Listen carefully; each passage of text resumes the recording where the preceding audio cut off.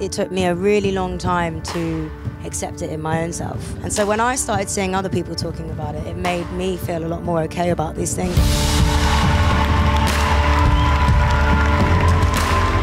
Hi everyone, we are live backstage at the Roundhouse London. You've been doing some amazing things for girls out there by just talking about stuff that needs to be spoken about. Thank you. What made you make that decision to do that? I think it's just something that I can actually talk about from personal experience. It's quite an easy thing to talk about, I think, if you've experienced some level of it. And I think actually it took me a really long time to accept it in my own self. I feel like over the time of being in this industry, you analyse, you criticise yourself, and you find yourself thinking of these things in your own mind. And then when people start talking about it and you realise it's okay. And so when I started seeing other people talking about it, it made me feel a lot more okay about these things. And I realised that actually just being open about it, it's not an issue about that. I think if anything, it helps somebody else understand that it's all right. Absolutely. For your fans and your followers, they're watching and they're like, do you know what?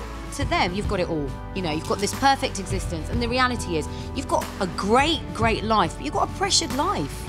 I think like there's a lot of things that you just don't know about people's life, and so that you might be going through something emotionally that you just don't know, that isn't on Instagram, that isn't, you know, on the perfect screen that everybody thinks that you have. And I think that it's important to talk about those things, because I think it makes everything all right. It makes everything seem a lot more normal.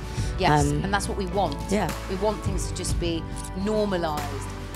I think it's also just terminology, and like realizing that basic conversations and basic things that we would say to each other sometimes, you know, have a different meaning and undercurrent that might offend somebody. And I think that I've noticed so much more when I hear people speak in interviews and stuff, when they say something that might offend somebody. I've just become so much more aware of being sensitive about the things that you say. You know, by saying, "Oh, you look so skinny," it's not necessarily the right word and the terminology. And I think that, you know, for some people that might be a compliment, for some people that might be, you know, something that they might, it's really upsetting. And that's such a good point.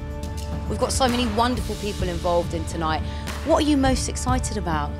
I've been talking about this show for a long time, just because it is one of the first of its kind, isn't it, really? And I just love that people as big as Ed Sheeran and Anne-Marie can find time in their schedule to come and do things like this. And when Jordan texted me and asked me to do it, it was so refreshing. Now that I'm here, I had no idea it was going to be this big, and I just love that. And I love that it's sold out. There's so many people here supporting it and are just spreading the love. I love it. Well, we are very excited about that. Everybody, the amazing Eyre.